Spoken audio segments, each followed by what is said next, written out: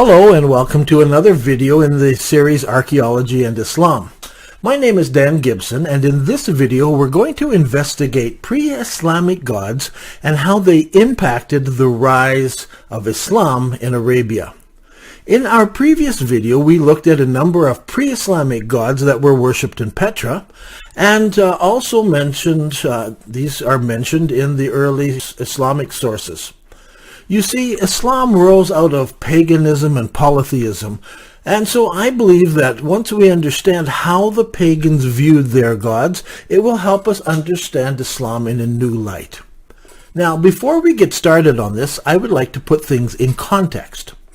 When I was a young 17-year-old in college, I took a class on the ancient Greek language. That teacher became one of my favorite teachers, and he also taught a class in theology, which I also took.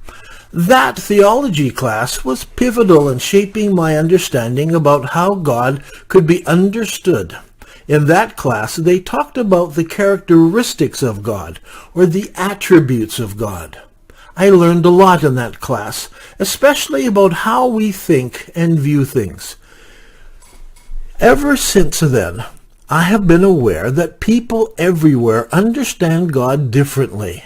They do this because they assign different attributes to God. A few years later, I was living in the Middle East with my new bride, and we were adopted into a Muslim family. It was then that I decided I wanted to understand Islam through the eyes of a normal Muslim family. Not the textbook stuff, but the everyday stuff that Muslims believe and practice. It was then that I discovered that they saw God through different eyes. I understood Christianity through the attributes that I had studied, but they understood God through a different set of attributes. But it wasn't until I began to study the gods of pre-Islamic Arabia that I began to put things together. And I began to understand that these attributes, where did they come from? And I began to look at how did they influence Islam. So let's back up and try to understand a typical Nabatean and his view of the gods and the gods that he worshipped through the eyes of the attributes of these gods that he worshipped. First of all, like pagans everywhere, they understood that the universe was full of unseen forces at work in the universe around them. They attributed these forces to various gods. However, the Nabateans were typical merchants who moved their goods around Arabia. In their minds, different gods were found in different regions. There was some gods in Basra. They overlapped their area, but there were gods in Gia, near Petra, and so forth. So these gods were around. For instance, Alat, the moon god, people call her, draws our attention to celestial things in the stars. Dushera, on the other hand, was the god of the mountains, drawing our attention to the solid rock. If this god was angry, the earth would shake. If Alat was angry, the cosmos, something in the stars or in the sky or in the weather, would affect them in some way. Some of these gods had multiple names or attributes that were actually attached to them. Dushera could be called Hubal in one place and Baal Shaman in another. At the very same time, people could refer to him as Rahman, the merciful. He was also known as Hanun, the compassionate. People also used the title, Blessed be his name forever. Another god was Alusa the mighty. This god was associated with fertility. This included the springtime, the birth of animals, and human sexuality. Manat, another god, was the god of fate. Fate was in control of everything around us. Al-Qutbi was the god of writing, sacred to merchants. Al-Kaum was the god of protection and the god of war. Sacred also to caravan merchants who trusted this god for the protection of their caravans. These gods were not just sacred, they were precious. So when the Prophet Muhammad started preaching, the polytheists were very upset. They felt attached to their gods. Their gods had helped them in the past, and they were not about to give them up. These were not only their gods, but they gave meaning to life and structure to their everyday life. Now, let's do an interesting project. Let's compare the attributes of Allah as understood in Islam with the attributes of the pre-Islamic gods. I think this will help explain why there is such a huge difference between Islam and Christianity and also Judaism. You see, Christianity and Judaism understand the attributes of God taken from the writings of the prophets. If you sit down Jewish rabbis and Christian theologians in the same room and have them discuss the attributes of God, you will find that there are some similarities, but they'll start drawing things from the Old Testament and they will agree on these because the Jewish and the Christian roots go back to those prophets and those writings. But when Muslims and Christians sit down, the attributes of God often become a problem. Some years ago, it was popular to have interfaith discussions. I remember taking a group of students to a mosque, and we were doing these dialogues and discussing how we saw things. And there was some attempt to demonstrate how close Christianity and Islam really were. This was mostly driven by the Muslim side of the room. But when we came to the attributes of God, that's where we disagreed. There was a huge disagreement. And now, years later, as I study the Islamic gods, things start to come into place. First of all, Dushera, or Hubal, or Baal Shaman, as described as the Lord of the worlds. He is the creator of mankind.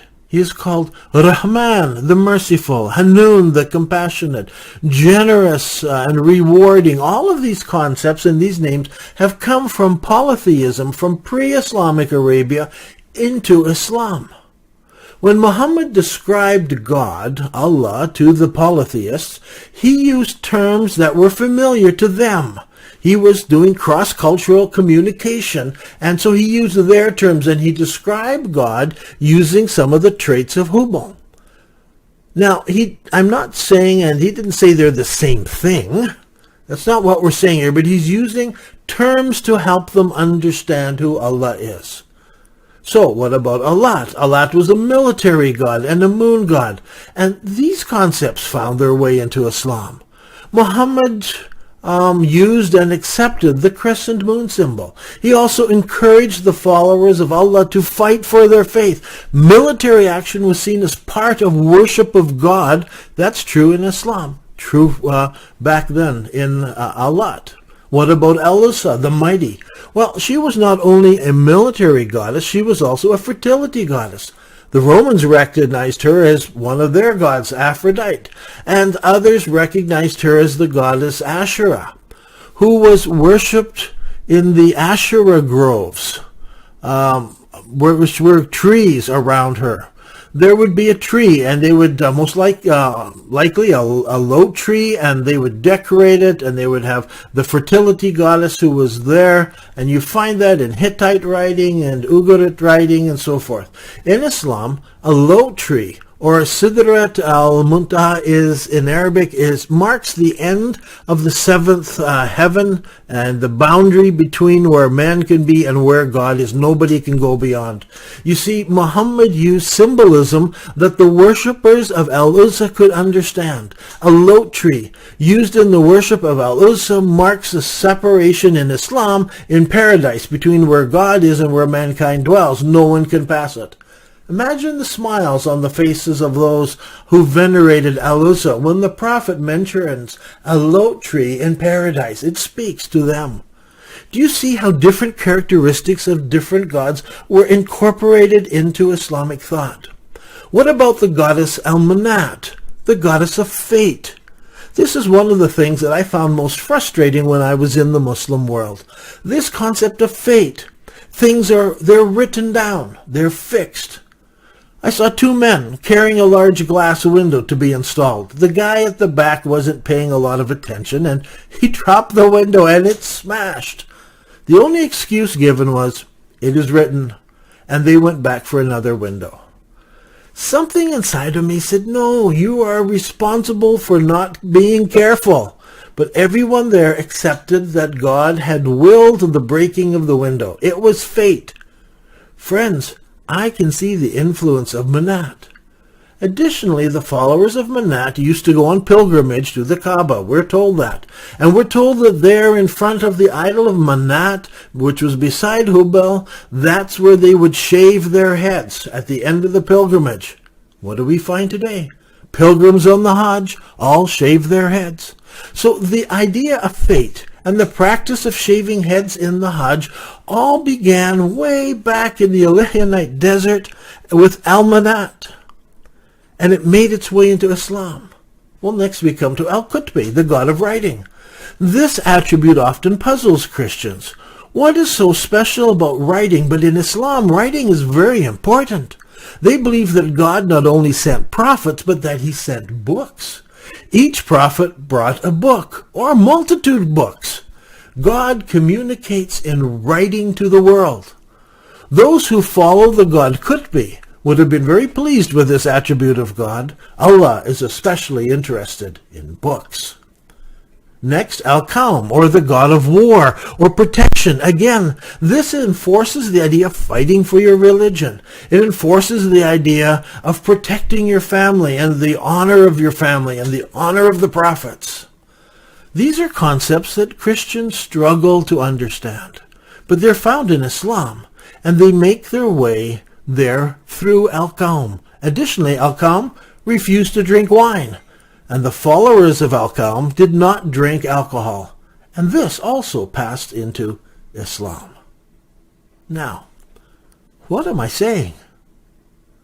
As a Christian who has studied Islam in great detail, and who has also gone back and studied the history of Arabia before Islam, I recognize that the attributes of God are seen differently. Christians see God differently than Muslims. This is one of the greatest differences between the two religions. The gap is so wide and so different that many Christians believe that God and Allah are two different things. Now, I do not believe that there are two gods. I'm adamant there's only one God. And both religions are monotheists, so they are not trying to say that they worship different gods. What I am saying is that Islam and Christians see God very differently. Very differently. I do not know all of the answers. But when I view the gods of pre-Islamic Arabia, I seem to see that many things from the pagans were adopted into Islam.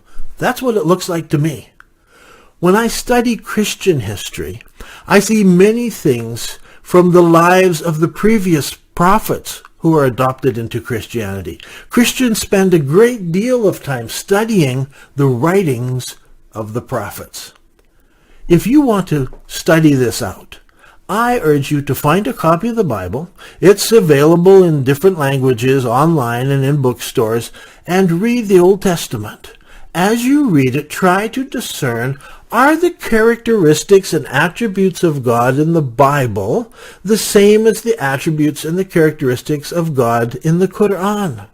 Read the New Testament. Ask yourself this question. Are the characteristics and attributes of God in the Bible the same as the characteristics and the attributes of God in the Quran? This is an area I think we can all learn more from. Write me. If you find something interesting, write me. I'd be glad to hear from you. I'm learning about this as I go along. So I'm Dan Gibson, and this has been another video in the series, Archaeology and Islam.